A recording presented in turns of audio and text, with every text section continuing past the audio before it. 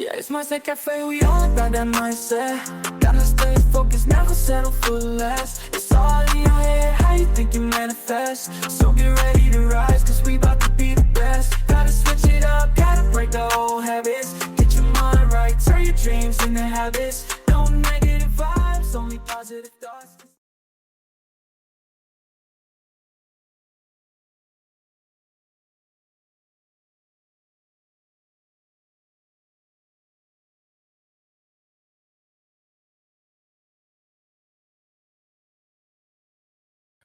Welcome back to another episode of the Mindset Cafe.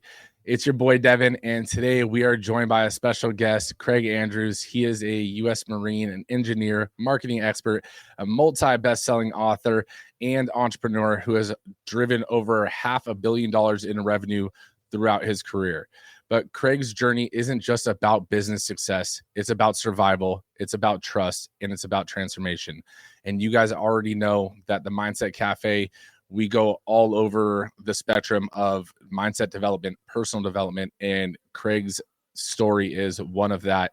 And I really thought it would be an interesting, perspective from his journey. I don't want to spoil anything, but his journey and his survival and the mindset shifts that he's learned throughout. So without further ado, Craig, thank you so much for taking the time out of your day to hop on the Mindset Cafe. Oh, Devin, I've been looking forward to this. It's so exciting to be here. So let's dive straight in. I want your backstory. What's the bird's eye view of your story, leading up to you running a business, from Marines, your bring up, all of that. Yeah.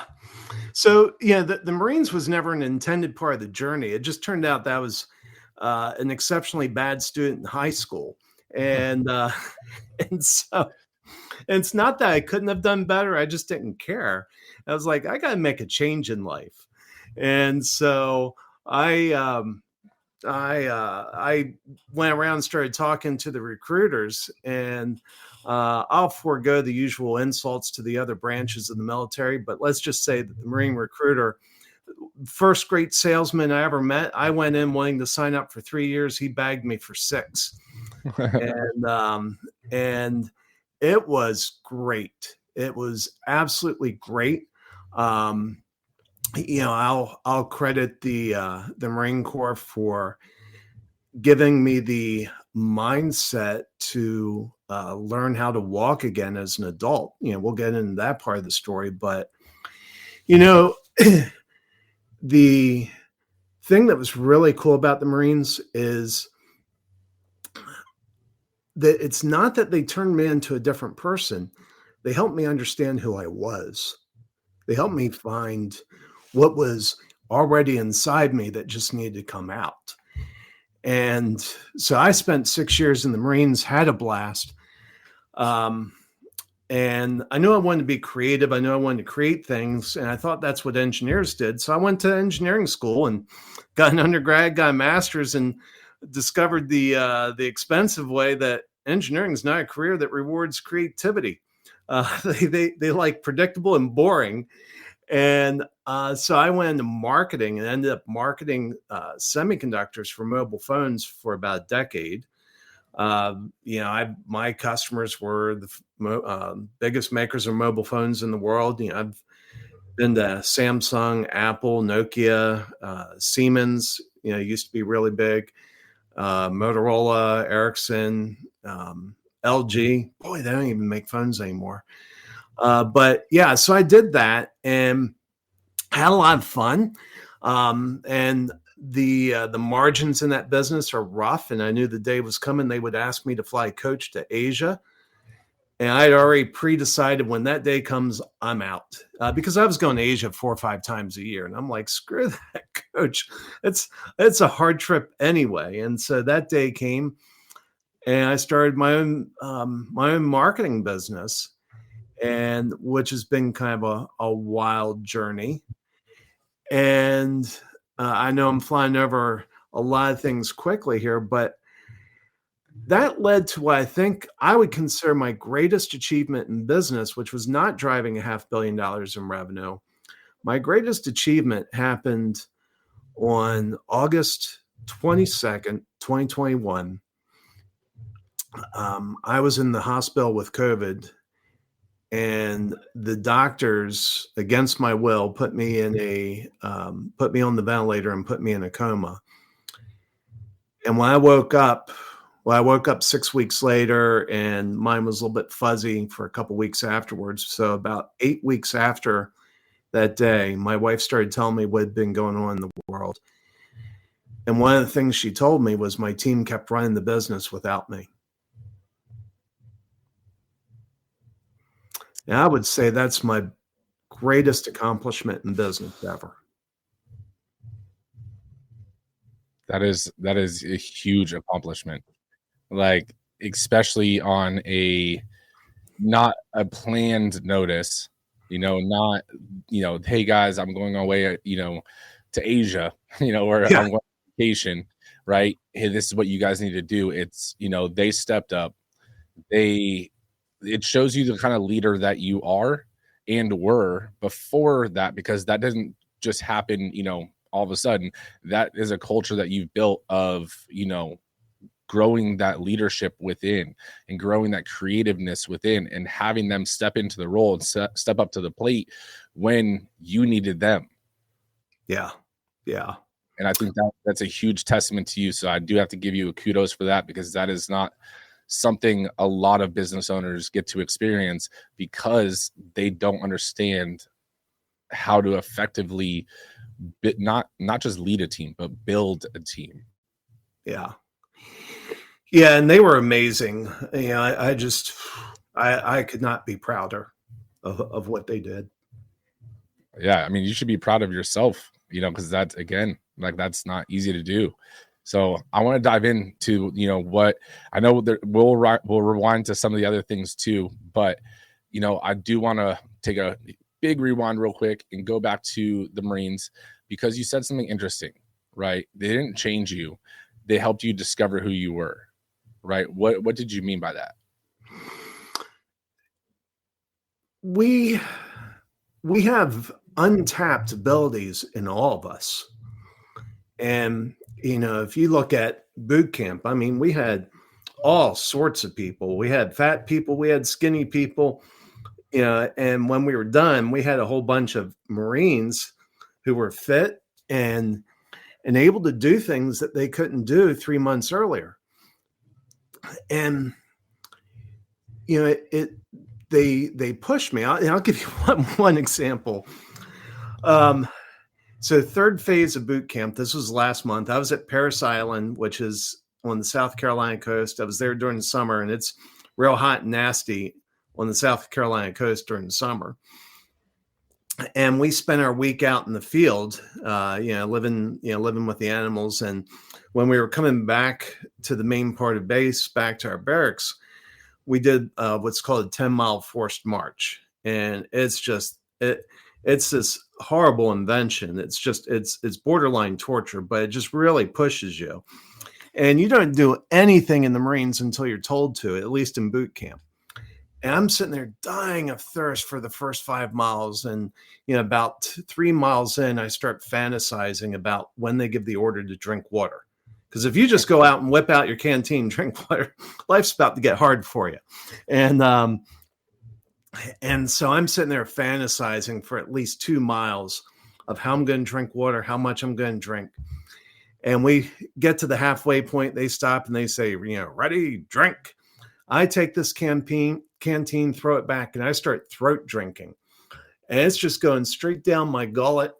And I get about halfway through that canteen, and I realize it's got stagnant water in it. And I was like, oh, crap. So I put it away. I pull out the other canteen. I start drinking that.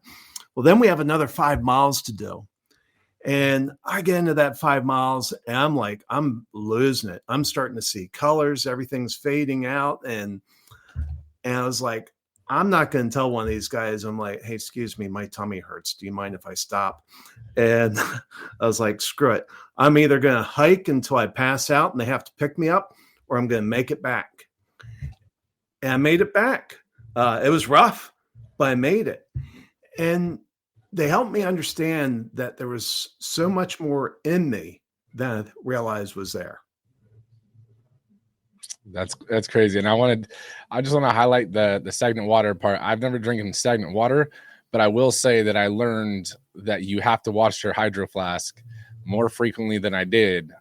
And I figured that, well, I'm putting clean water in it, I'm drinking it, I'm putting clean water in it, I'm drinking it, and not realizing that doesn't work. And I wouldn't say I got food poisoning, but I got sick somehow. And it was definitely from that. And it was rough. So I can only imagine drinking stagnant water, how that you really made your stomach feel and everything like that. That's crazy.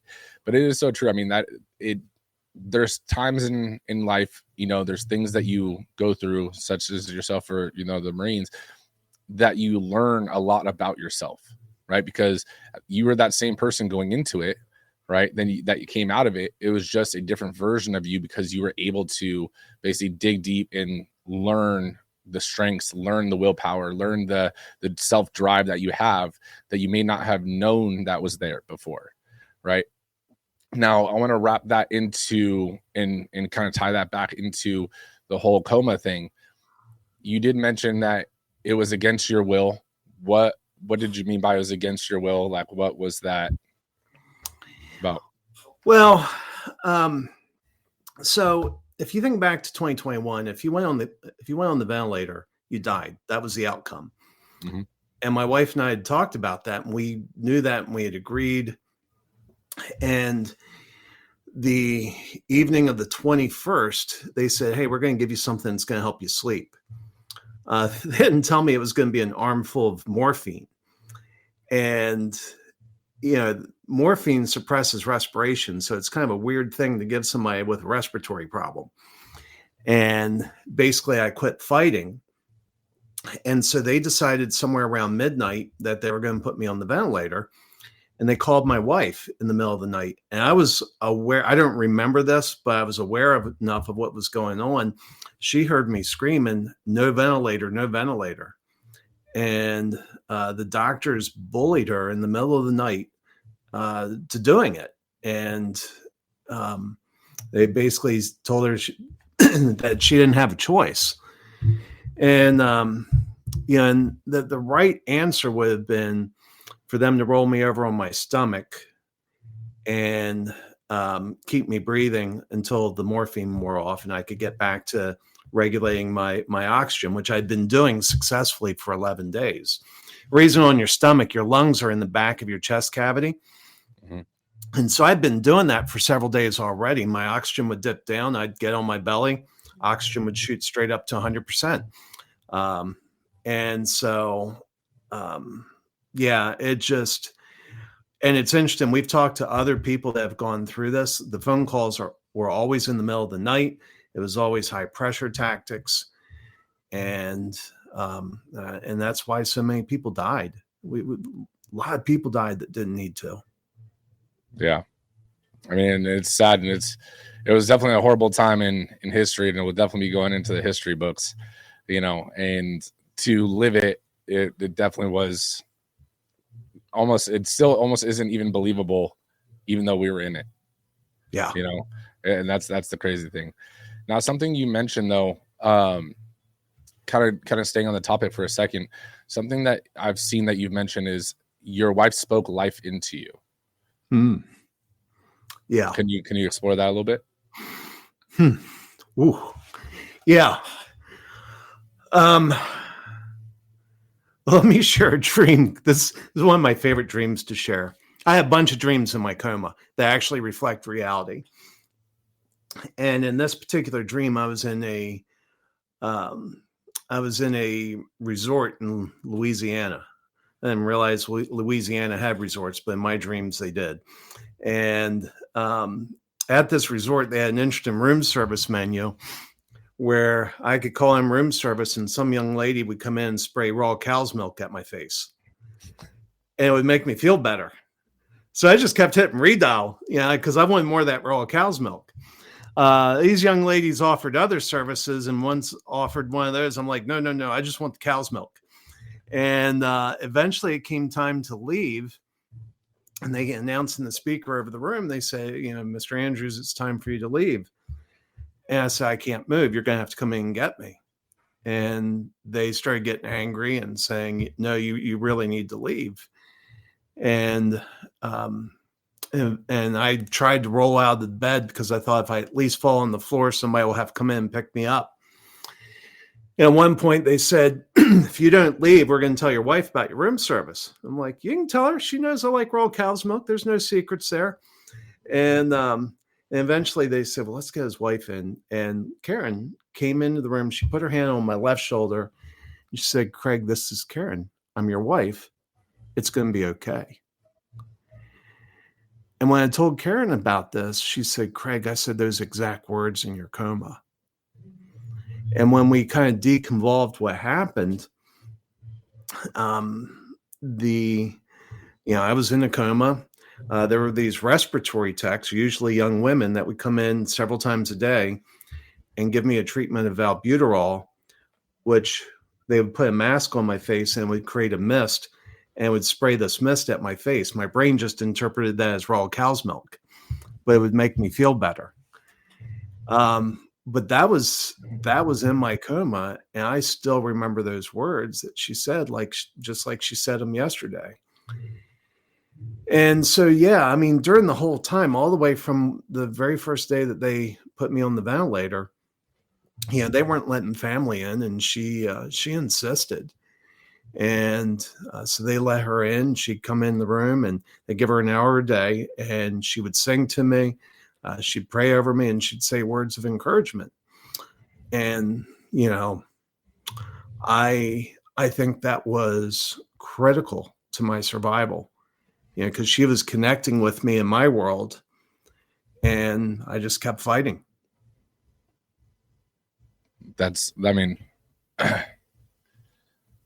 Wow. Yeah. Wow. Dang. That's powerful. That's extremely powerful. So, I mean, I gotta, for personal reasons, I gotta transition for a sec. Yeah.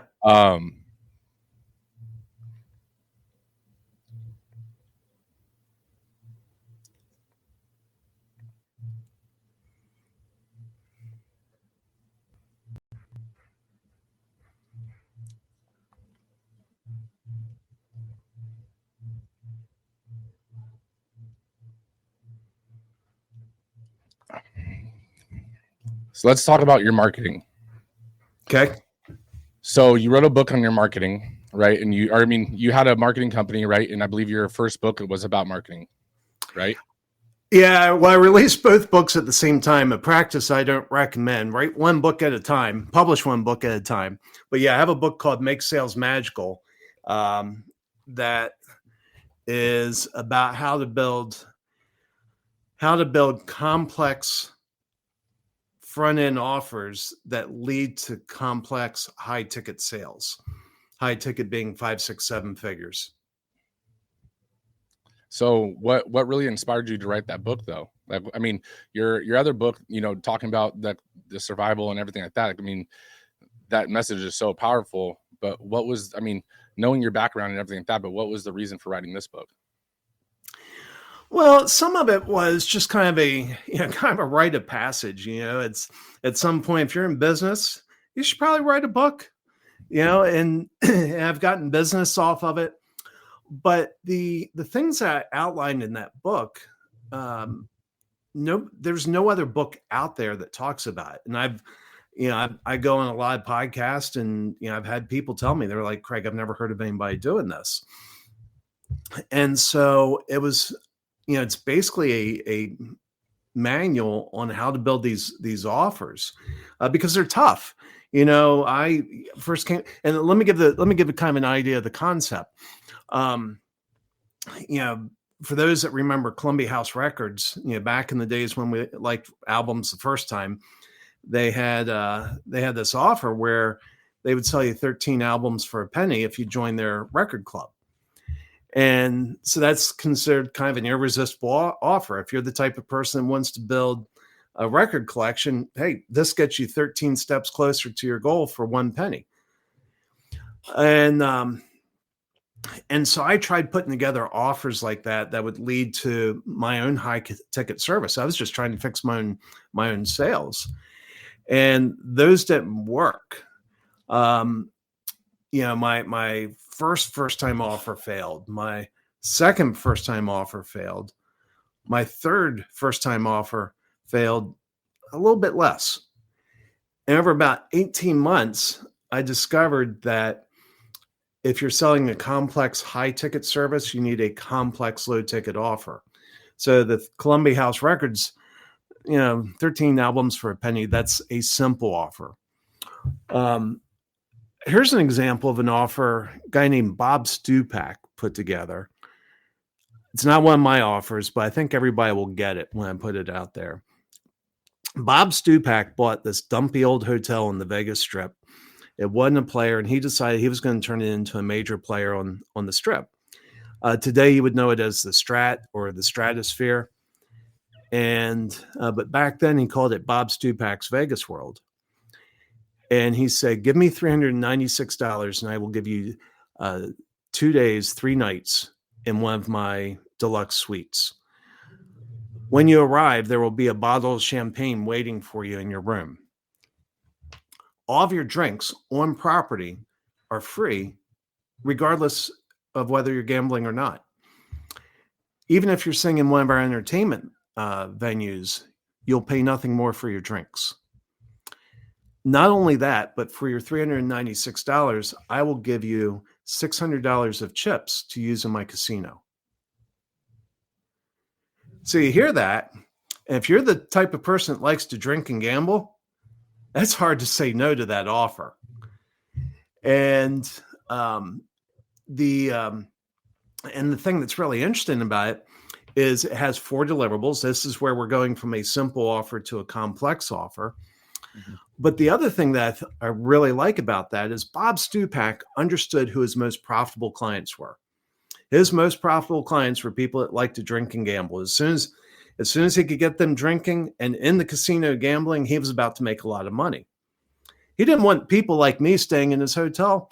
I don't gamble, just not my thing. And I do like wine, but I didn't think he was offering the wine that would get me excited for that $396. And so he doesn't want me in his hotel. He wants the people that like to drink and gamble. And out of I think it's like 15,000 rooms or more in Las Vegas, I'd probably pick somewhere else. It's way more than 15,000. Yeah. Out of all the hotels in Vegas, I would probably pick something else. And so that's an example of a complex offer that leads to a high ticket sale. And we build those type of things usually for B2B service businesses. We're a B2B service business. And after about 18 months of fumbling around, stepping on the rake a few times, figured out how to put these things together. And then we put it in a book. And then they're awesome. So, I mean, it's so interesting. And being an entrepreneur too, I want to dive into this part a little bit. So obviously a first time offer, I get it. It's that entry level offer, right? But in your words, like, how does this transform the sales process in general? Because I mean, even not just from the casino standpoint, into to really target a niche or a current or an ideal avatar, essentially, for coaching or for any business. What does this do for the sales process, especially in high ticket, sales? Yeah, and I would say not only high ticket, but I would say commoditized. And most people are in commoditized spaces. And that doesn't mean cheap. It just means there's a lot of people that look like you. Mm-hmm. And so I do marketing, right? And when I get on a sales call with somebody, one of the things I know going into the call is they have a bad marketing experience in their history. Anybody who's ever hired a marketer has a bad marketing experience in their history. And the other thing is there's thousands upon thousands of marketers. And so I look the same. We all make basically the same claims. And people have been burned before, so they're hesitant to sign up for, a program. And so what this does is these offers, they identify problems they currently have, and they offer to fix a few small problems. for a smoking good deal.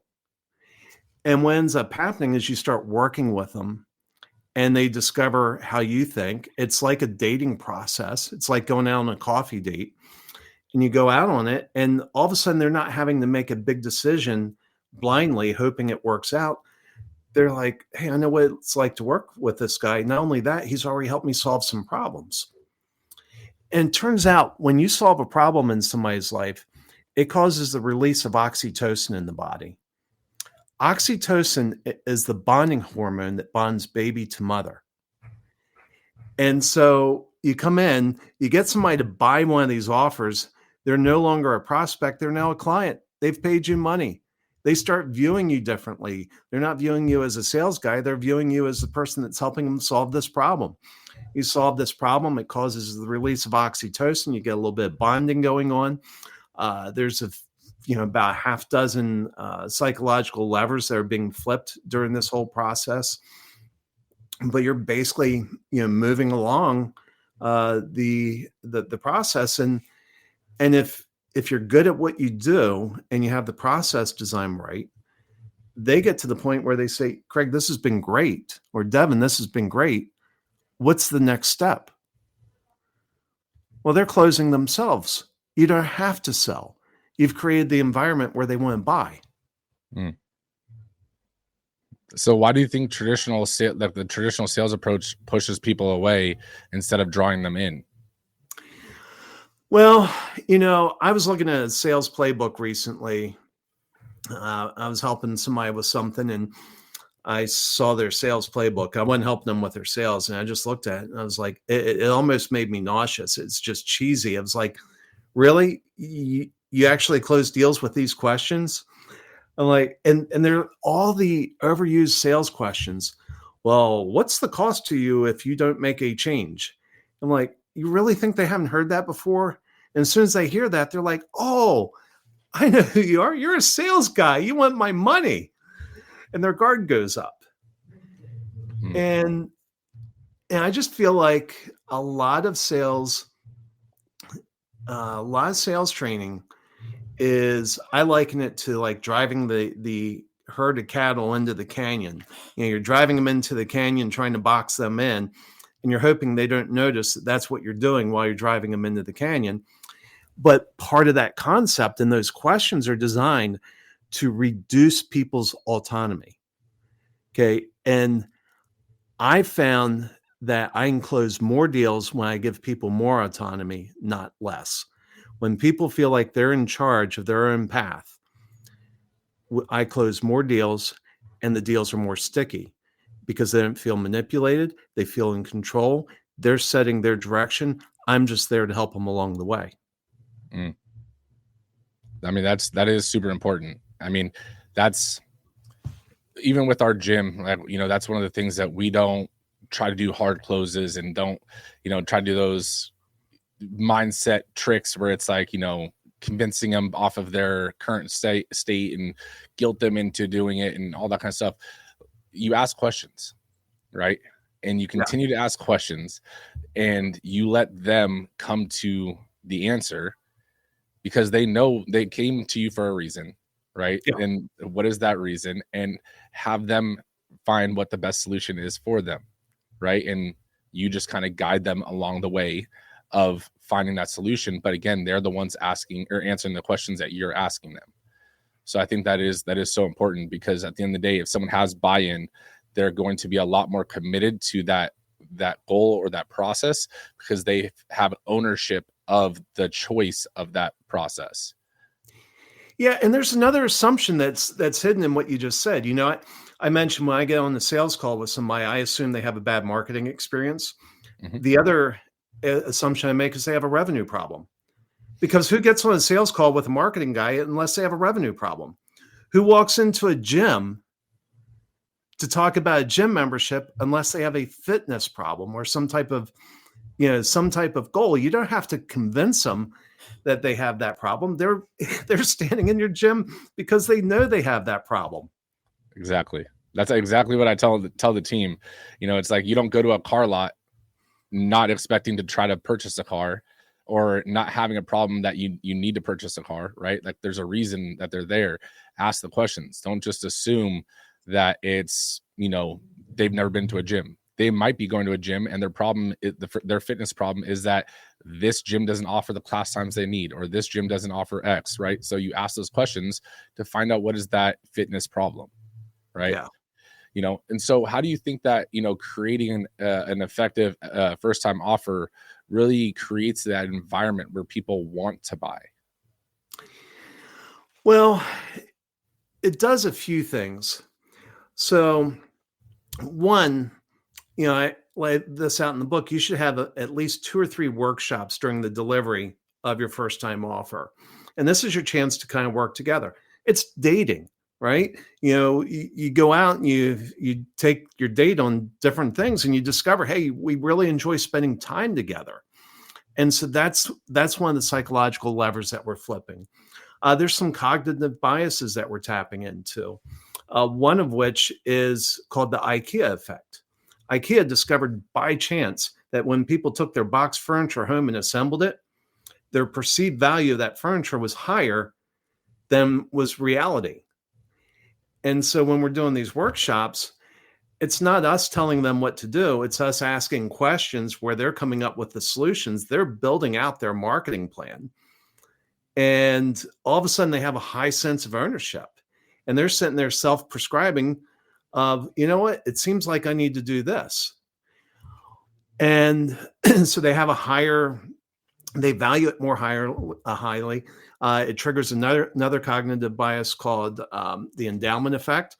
Because they have a sense of ownership, we found that people that own things value the things they own more highly than other people, or that maybe it's even worth. Realtors run into that, trying to talk people into listing their house at a realistic value.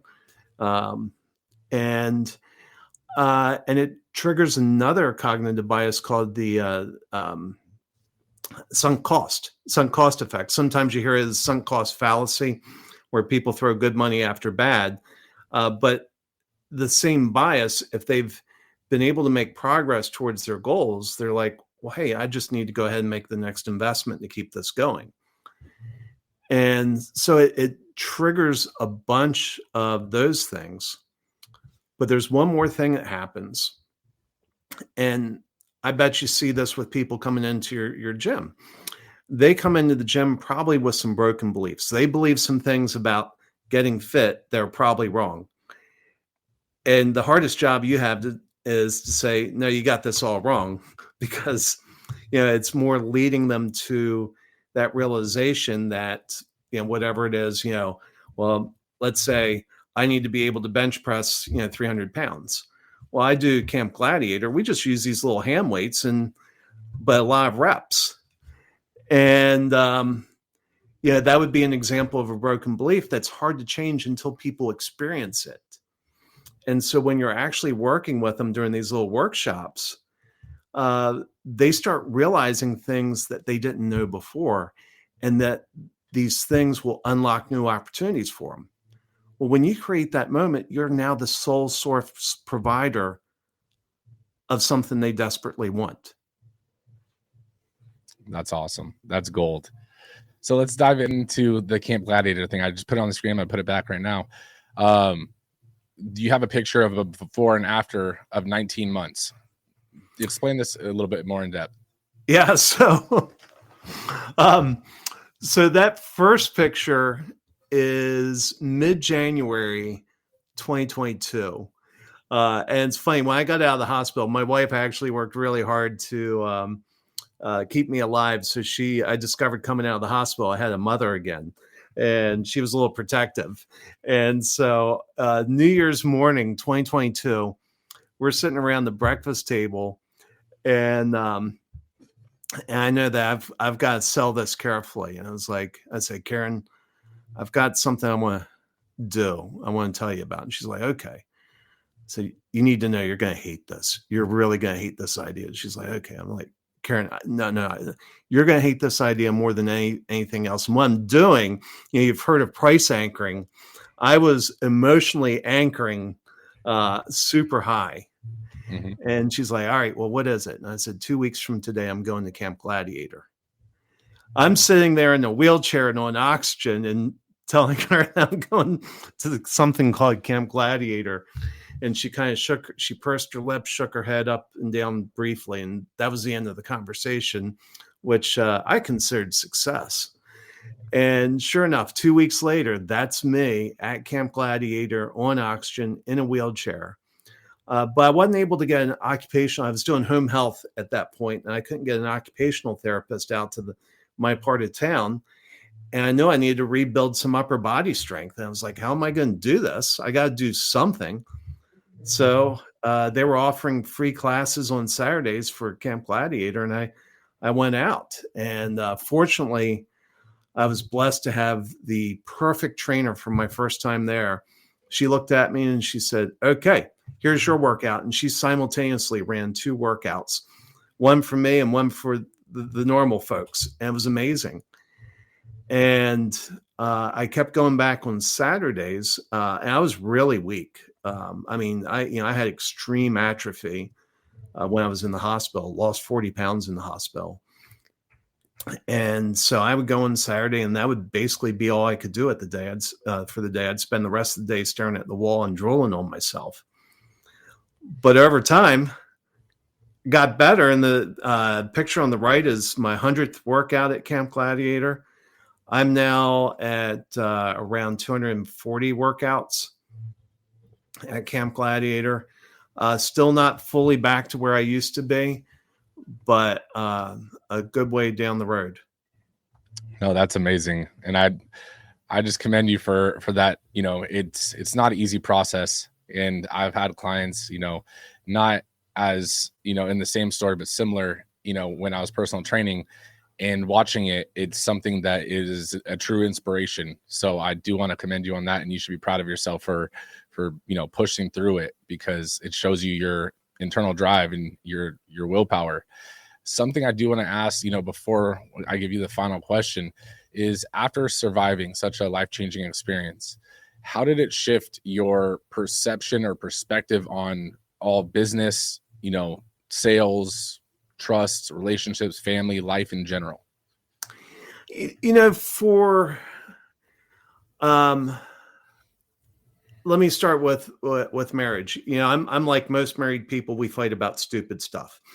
And it kind of shifted the perspective. I was like, okay, maybe some of that stuff's not worth fighting for over. Mm-hmm. And so that's probably the biggest change. In terms of work, you know, it really kind of affirmed what I'd been doing. You know, I had a team that was able to run without me. I had freelancers that I didn't mention this. I had freelancers that reached out to my team and said, hey, we'll do whatever's necessary as long as Craig's in the hospital. And that really kind of affirmed that. But the thing that was really interesting, you know, when I was in my coma, there was a drastic shift in things. When I woke up from my coma, my trust in the doctors had plummeted. It just fell through the floor. My trust in my wife went through the roof, all while I was asleep. And the reality is, I was hearing all of them in my dreams. And I realized, and this ties back into the first time offers, it's like a quote from Maya Angelou. People will forget what you said, they will forget what you did, but they will never forget how you made them feel. Mm. And there's something, it just kind of reaffirmed my belief that, man, these first time offers are great because you have the opportunity to change how people feel. You have the opportunity to make them feel certain things.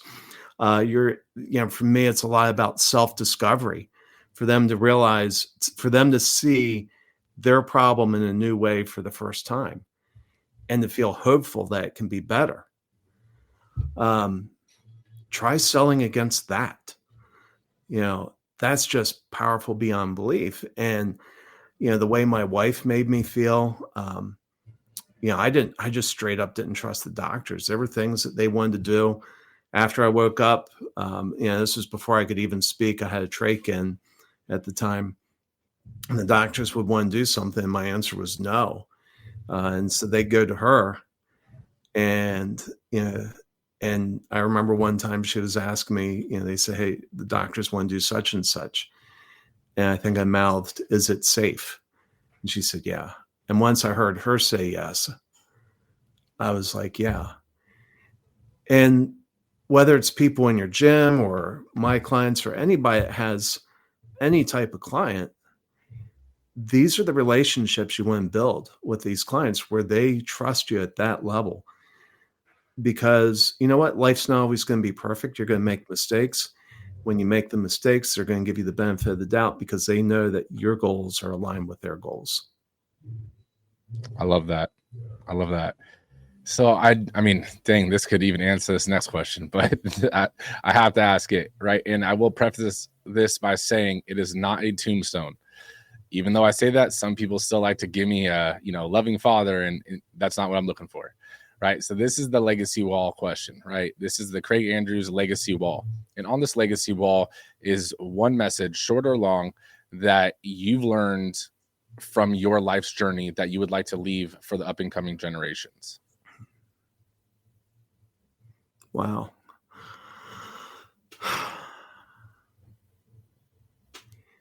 Lead with service first.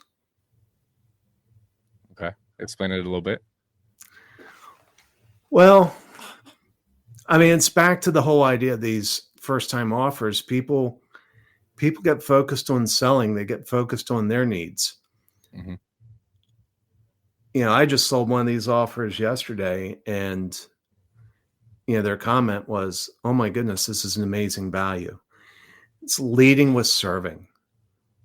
And I don't care if it's work or if it's personal, serving my wife, serving my clients, serving my community, lead by serving. And, when you do that, people will line up behind you. I love that. Where can people connect with you and learn what you have going on? So they can come to my website, alliesforme.com. That's spelled ALLIES, the number 4, ME.com. And they can find me on LinkedIn, Craig Andrews. Very, very accessible there. So either of those two places are probably the best. Guys, I will put those links in the show notes. And if you're watching on YouTube, it'll be in the video description. So make sure you guys reach out, connect with him. Make sure you guys share this episode with a friend. There was a lot of powerful stuff in it. I will say this is the first episode that ever choked me up. So, dang you. But there's so much powerful things in here from entrepreneurship, but also just from a personal development side and a realization and a shift on your perspective of life. So make sure you guys share this episode with a friend, help them become better, because you're helping your circle become better. It helps lift you up as well. So with that being said, Craig, I want to take a second again to say thank you for taking the time out of your day to, come and share so much knowledge today. Thank you, Devin. It's been great. Negative vibes, only positive thoughts. Just in the game of life, mindset calls the shots. Got my mind on the prize, I can't be distracted. I stay on my grind, no time to be slacking. I hustle harder, I go against the current, 'cause I know I'm the